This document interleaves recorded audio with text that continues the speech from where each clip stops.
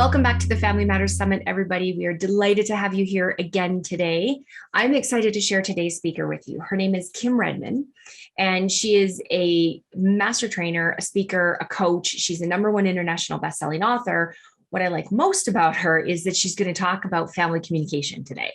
And she's going to teach us some tools and tricks about family communication that are like proven and solid and they work.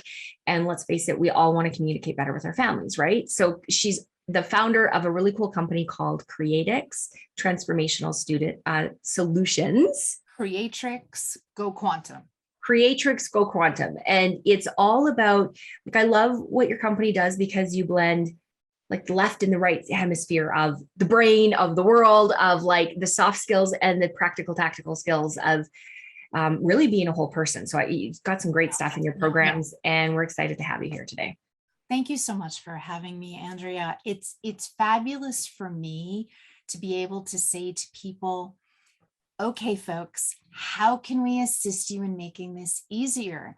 And for most of us, what we find all over the world when we train people is that we perceive it to be hard because we have a gap. Yeah, So let's talk about the gap. We're all about filling the gap. Yeah. Before we get started with you talking about the communication and what you're going to share with us, which I had a bit of a preview on, why don't you tell us just a little bit about like your family structure and introduce yourself? Fabulous. Hi, everyone. I'm Dr. Kim Redman. I am a blessed stepmother of an adult child now, although she's been in my life and I in hers since she was a wee tiny thing. And with these tools, we actually have a pseudo blended family where her mom is 7 minutes from our house. Her mom works in our company. Her mom's partner works with our company from time to time. We all love to show up when people go, oh, we can't work with our exes, and go, excuse me. Oh, I love that. I didn't know that about you, actually. And I have a really similar situation with my family structure. And sometimes people are like, okay, cool. And I think we need more examples of that, because really it's all about like the words behind you, love and harmony in families. Yes. And if you can just recognize that like we're all put together in these little units, I think on purpose, then, you can really just should come from a place of love with your families. So absolutely. I didn't know that part. That's really great. And I'm now in Canada, and I'm a dual citizen. I was born, bred, and raised in the US. My family is in and around New York City and in Florida. So I'm outside of Toronto. So we really are this international mix, only to find out that my dad's family was from here a couple generations ago. So really, it's just a spiral. It comes round and round again. I love it. Good stuff. Well, today you're going to talk about family communication and ways to reduce friction in family communication, right? And increase understanding. So go ahead and share with us what you've got for us. Absolutely. We're going to be speaking about family communication today.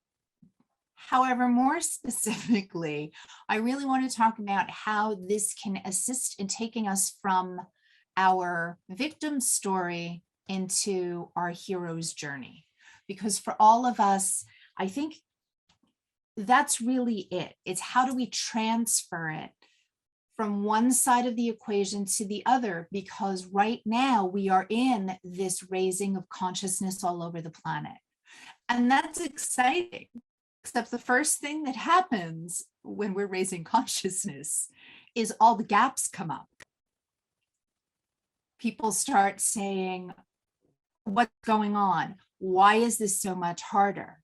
And it's actually not harder. It's that we've been compensating with our talent. We always had some gaps. And the higher frequency is a more pure frequency. So things get simpler. And if I were to use my mystical training, I would say one of the gifts from COVID is a humanitarian and human initiation, where it was proven to us that it didn't matter what your socioeconomic structure was or what your family structure was, that we were all humans. And so as we're looking up there in the big stars, sometimes taking a breath break, sometimes just wondering what it's all about, I wanted to remind our audience today that we are here to serve. This is a complimentary ebook on your passion, your purpose, your profit. It's got some really neat questions from going from your hero's journey or why are we here that we love to just send to everybody. So first of all, when we're working with learning, and that includes new skills, I want to speak about communication as skills. 80% of our learning is lost in 48 hours in our traditional learning models and schools. That's an extraordinary number. And that's because they're only doing things consciously. They're not using the whole mind. 50% of success is actually showing up. And I love that, especially for our youth that can be challenged. How can I do this? Well, show up, you have half of it done. It's a remarkable stat. And that includes from Harvard Business School as well. And 50% is playing full out. So it's not about not falling off the bicycle. It's about learning how to get back on the bicycle. And Yeah. if you're not going to play, go ahead. Oh, I was going to say, and engaging learners with you, right? Like engaging the other half of the equation in like both being actively interested in that experience. Absolutely. Absolutely. You know, having it be more practical is important. And here's the piece that no one teaches you in school. It's that your inner universe between your ears runs your outer world. And therefore, we can actually teach the skill sets for that. I love that. So when we look at quantum reality in our funky little stick figure, you'll love my great drawings here. The stick figure on the bottom, that's our three-dimensional universe, and it seems really solid and real. And the dotted stick figure would be our highest self. And the way it actually works is you'll notice these circles overlap. The conscious mind is the mind on the bottom. Your unconscious mind, which is your right brain and most of your neurology, if I'm just doing cliff notes on this, is giving us access to that highest, best piece of us. And a lot of our challenges are because we're attempting to use the wrong tool for the job. We're attempting to use a hand hammer to build a home instead of a pneumatic nail gun. It's true. And what I love here also are the sacred geometries of all of this. The overlapping circles, often known as the wedding rings, are known as the Vesica Piscis. And the Vesica Piscis is actually that oblong piece in the middle. And it says, when I have one whole person or idea and I meet another whole person and idea, we open up what's known as, in mysticism all over the world, the doorway to God, where we can bring heaven on earth. And this symbol is in the pyramids, and it's in South America, and it is in every major system. And for me, that's comforting. That says that there's some wisdom in the universe.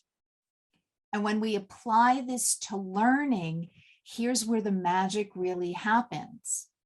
You need an academic side, which our society is really good at. Let me go read the book.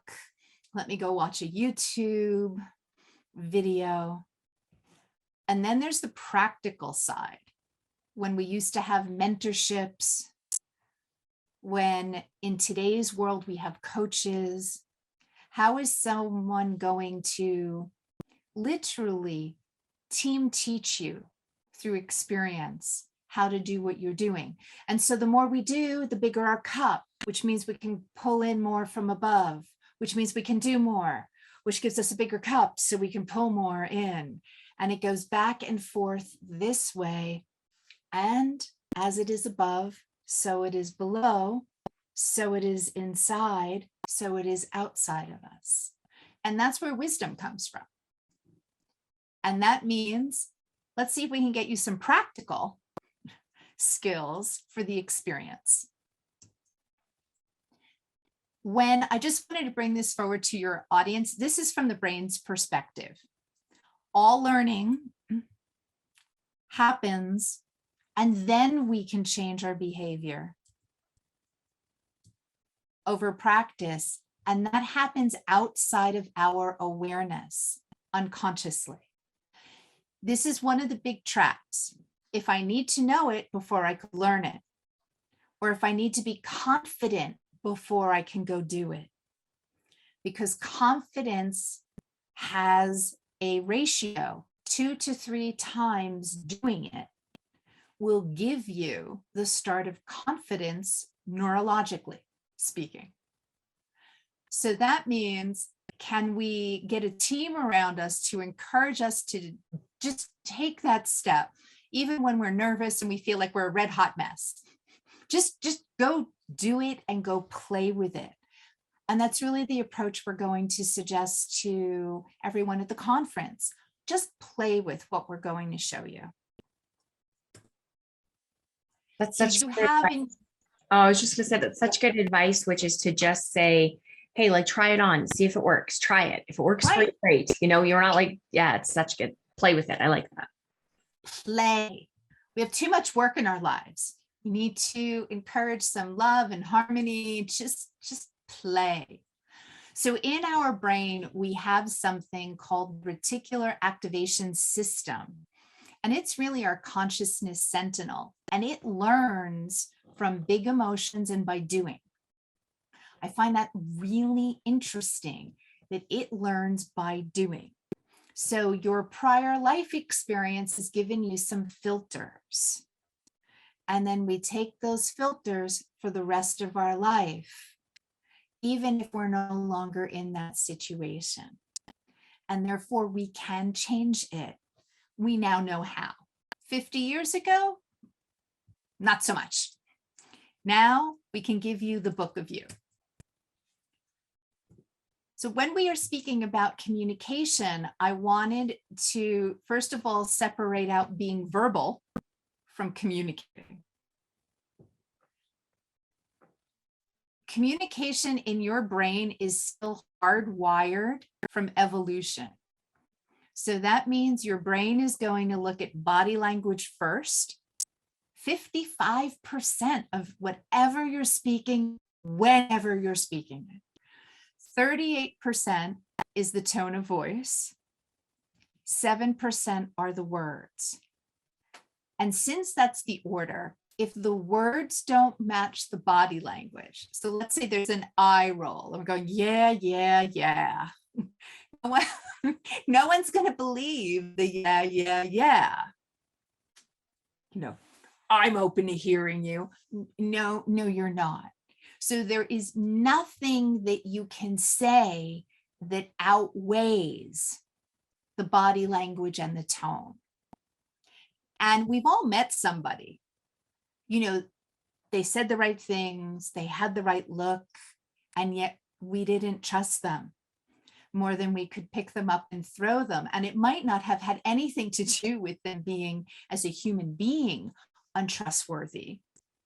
What I want our audience to hear is when this is a mismatch, we come off as untrustworthy. And of course, it's led by the intention. Do you really want to make peace, or are you just saying the right things with the wrong intention because we're looking to poke at somebody? The intention comes through every time. Now, for all of us, when we are speaking, we have 7 seconds from the time someone sees us. Let's say we're at a conference in person, or we're in a new place like the airport and there's a security officer. From the time they see us We have 7 seconds, whether they're going to determine whether we are trustworthy, whether they'll do conflict resolution from us. And that's a fast period of time.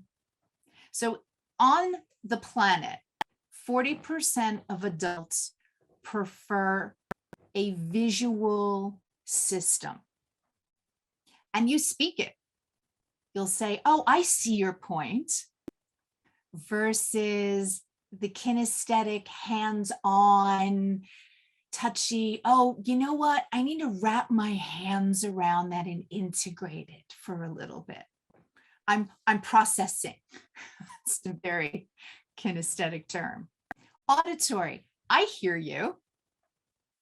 And I heard a great story that was auditory digital this morning. Someone went to Santa Claus, a little boy, and he ran in and Santa says, what do you want for Christmas? And he had a list because he wanted to make sure it was the right gifts and in the right order. Auditory digital for all of us. And they have a preferred way of speaking and communicating. So I need everyone to hear, it's the #1 mismatch of communication in the world. It sounds like this. Why won't you look at me when I'm talking to you? And someone puts down the paper. Why do I have to look at you? I can hear you just fine. That's a visual speaking to an auditory. Yeah, so what you're basically saying is that we all have these preferences of communication, and we're looking for information delivered to us in a particular manner, either visual, kinesthetic, or auditory. And very often you have like a mismatch in interpersonal family communications because one person is visual and one person is auditory, or one is kinesthetic Yes. and one is auditory, and just not Yes. because they don't understand this. And this is stuff not taught in schools, which is crazy to me. But because it's not, people think there's a miscommunication or it is miscommunication, but sometimes it's just a matter of really understanding, like, how does that other person need to receive the information? Right. And self-awareness, like I'm a very auditory person. And so my self-awareness around that knows that I can communicate with others and I pay attention to what their style is. And also when I'm not understanding something, how to ask in such a way that they can help me understand something. Yes. Yeah. One of our clients had 3 sons. He was auditory digital, so were his sons. They were almost a little bit on the spectrum. One son was high visual. And he said when he was young, Daddy, I need you to listen to me. And Dad had the paper and he said, I am listening to you. And he pulled the paper down and he gently took his dad's face and said, Daddy, I need your eyes to listen to me too. How brilliant is that of that human? Yes. Yeah, that's amazing. I love how kids tell us what they need when they're small, if we listen to them. It's just such a great thing. That's so great. I need your eyes to listen to me too. I need your eyes to listen to me. Now, ironically, visuals need eye contact. They have a look to talk rule, and yet auditory preferences prefer to close their eyes and often will tilt their head as if they're listening. So everyone thinks that they're being disrespected. And in reality, people are just processing the information the way they're wired. Now, while we have all of them for all of us, we do have these preferences and they really pop out under stress. So when there's a family snafu or something's new, even positive stress, someone's being born in the family or we're getting married, a positive stress. So we're going to give you these slides. We just wanted to kind of break down a little bit for you without going into it. All of these things are body language. Your eyes, your breathing, whether you have an open posture, what your facial expressions are doing.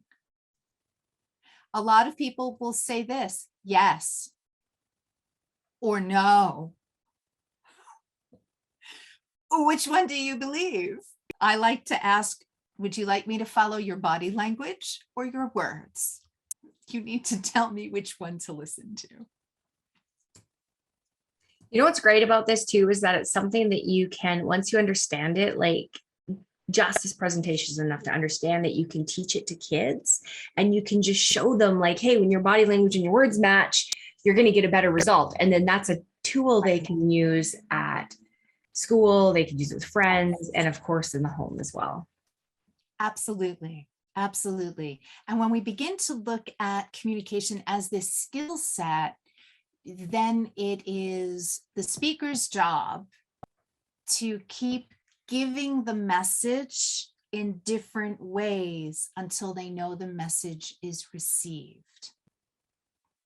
And it can be very humorous. I think the universe has a sense of humor. It likes to put all the different preferences in the same family. My mother was high visual. My dad is kinesthetic, or was when he was on the planet. My sister's auditory digital. I have a cross wiring where I see and hear feelings. So I see energy fields. Bizarre and fun. So tone of voice. Oh, pitch. Keep it up and down and moving to get attention, and keep it respectful. No one will hear the words once the emotion is in our voice. And another big tip right here is the pace. So if one of the kids comes in from school and goes, Mom, I want to say what happened with my day. And you respond with, all right, complete disconnect. Or vice versa. You're a really quick speaker and your kids are slower, or your spouse is slower. Matching the pace of how they're speaking is critical. And it's simple. And it is simple if you're paying attention. I was just this morning in a session with a client, and they were much slower than I am. I tend to talk fast. And so it was a pretty big gap. So I really had to slow myself down to, match that pace a little bit. It's another really simple, once you understand it, if you can just match tone or pace, I guess it's more pace, right? Yes. And volume too. Yeah. Right. And volume, like how loud your voice is. And it's such a masterful communication tool. I love that you're sharing this. I'm so excited. And we can use this. This is really important when you have teams in business. We joke, someone will call up and go, hi, visual, Dr. Kim, pick up the phone. Because it's easiest for me to slide there. You can actually best meet your client's needs the way they need their needs met. So it's very, very powerful. So here's your picture for you. Your sender encodes the message based on their filters. However, we have all this noise and filters between our filters and the receiver's filters. So as an example for this, I like to ask people when we have a room full of people, what is the first word that comes to mind when I say to you, what does money mean to you? And people will say freedom, debt, stuff. There'll be as many different meanings for the word money as there are people in the room. And that means that even when we're using the same word, listen, when we're using the same word, it doesn't mean we're speaking about the same thing. And therefore, we send it, the receiver has to decode it, has to respond to us. And if it's a mismatch, this is what we're going to do. Is we're going to go around this little circle until we know that they know that we know that they know that we know, Please don't ask me to say that again fast. No, I won't. And yet we've all been there, right? Where you're like in this communication loop, not knowing how to get out of it. And just because you're not matching that energy very well sometimes. So we wanted to give your group just a quick hands-on. One of the things that we can do is called active listening. And it's very different from just being around the noise of it, because your undivided attention is given to the speaker. This is when I stop chopping vegetables and I say, I'm here, I'm hearing you. Complete attention. It means we're paying attention with our attention on their body language, on their tone of voice, and that we're going to reframe or say the same thing in different ways to make sure that we're talking about the same thing. And there are some ways that we can do that. The first is mirroring or restating exactly what you heard back to them. So let me just try this on to make sure I've got it. So what you're saying is A, B, and C. And they can come back and say, no, no, no, it's B, C, and A. You're like, okay, so it's B, C, and A. All right, we've got it. And also having similar body language is part of mirroring, just a little bit with people. You don't want to be copying someone. However, we do want to be in similar kinds of body postures. You can also paraphrase, which is like mirroring, but more in your own words. So that if you have a speaking style, you don't sound like a therapist to your children or to your spouse, because nobody wants their spouse coaching them, and just on the bad list. You can be reflecting, which is doing the above while speaking to the why of it. That's really the intention. So why we are having this conversation about whether I trust you or not is because you want the car on the weekend. Do I have that right? So you're speaking to the why of it. And perhaps one of the biggest, I know this made a huge impact for myself as a mom and as a business owner and as a spouse, and just as a human being, is to listen, really listen, without attempting to construct a response in my head. Because, we've all done that. Someone's going on and on and on, and you're busy constructing things in your own head. Well, then we're not actively listening. So that just guarantees we're going to go around that loop again for people. And we really wanted to just say, yeah, please play with it. Like, let us know how it goes. And we wanted to remind everybody on the hero's journey and family bonding, which is really the core of what this presentation is about, is when we have a lot of drama or trauma, that tends to be when we are awakening. It's like the forging of a sword. It's not fun. No one likes the pounding, the plunging into the fire, the folding and the quenching and the pounding. However, it really is our awakening. So I wanted to leave a kind of a code phrase. Pain means pay attention. Something new is happening. Pain means pay attention. And the greater the pain, the longer we've been not listening. Oh. Because first the universe gives us the grain of sand, and then the pebble, and then the boulder, and then the house from the Wizard of Oz falls and then the on mountain if you're not listening. and someone steals your shiny shoes. 100%. For all of us, I think this really allows us to wrap our hands around it and just to hear it a little differently. Okay, this situation is getting louder, not quieter. That means there's something that I don't know here. And that's where go ahead. Oh, sorry for talking over it. That's go. Especially when you're bonding with kids, or people in like family and business and all of it. But when you're bonding with your kids, when there's friction and you as the parent are like, I'm done. Like, I don't know how to make this work anymore. It's like, that's where you need to go deeper, to say, like, what can I understand here? What's different? What are they trying to communicate to me that I'm not getting?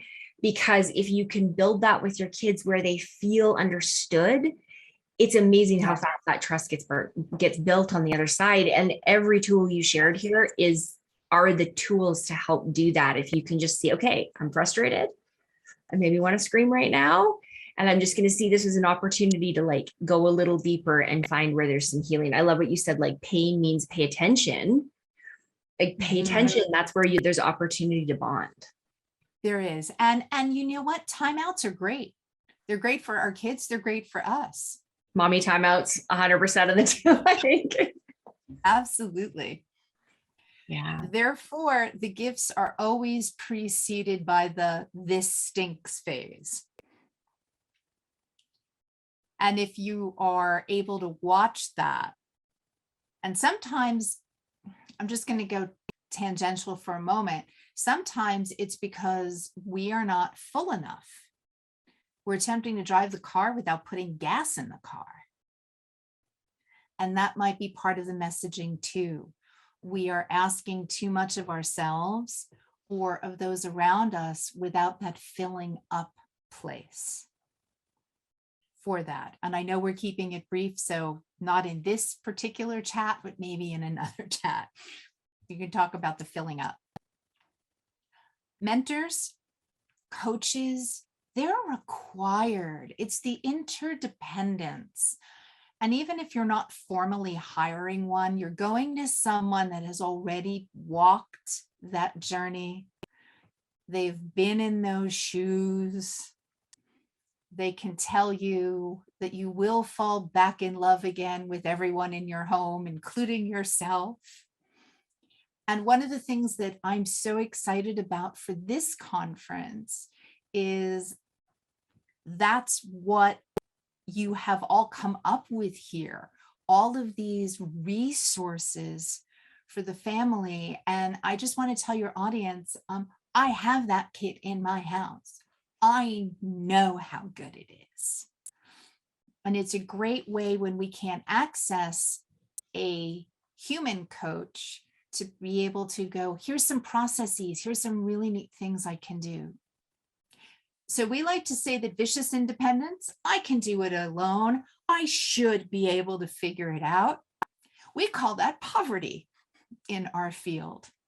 Emotional, physical, sexual, educational, financial, spiritual poverty. And we're going to remind everyone that interdependence, the 7 habits of highly successful people, that's how we get to success.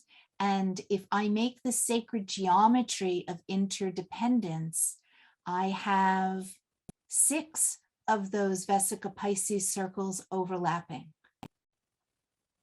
And that's why they say the 5 people you spend the most time with is your frequency or your vibration. So adding in another person, adding in a resource can just be huge, huge, huge, huge for us. Huge. And I'm hoping people will let you and let us know how it went with playing with those skills. Mm-hmm. Did they make, how much of a difference are they making? Big on the timeout, big on the timeout. Yeah. And some of the tools that you gave, like understanding the visual, auditory, kinesthetic, if people just take that as one tool and practice it, like which one resonates with you, try it in your family this week, try it a little bit in just observing what you can do. I think they're really, really useful tools. A lot of what you shared, I use on a regular basis with my kids. It's made massive, and with every relationship I have, but they're just such useful tools. I love what you said. I'm going to just like write this down and it'll live with me forever. I think is that like, I need your eyes to listen to me, because it's such a great way to active listen and to be just, what does listening even look like to the other half of the conversation? Absolutely. Yeah. Absolutely. Thank you so much for joining us. I know you've got like some tools you're going to give people that they can download, and having you was amazing. And I'm excited to hear what people use in the tools, like share on our Facebook page or on a post, or go follow Dr. Kim and just use the tools. So thank you very much for joining us. Thank you. Thank you for having me.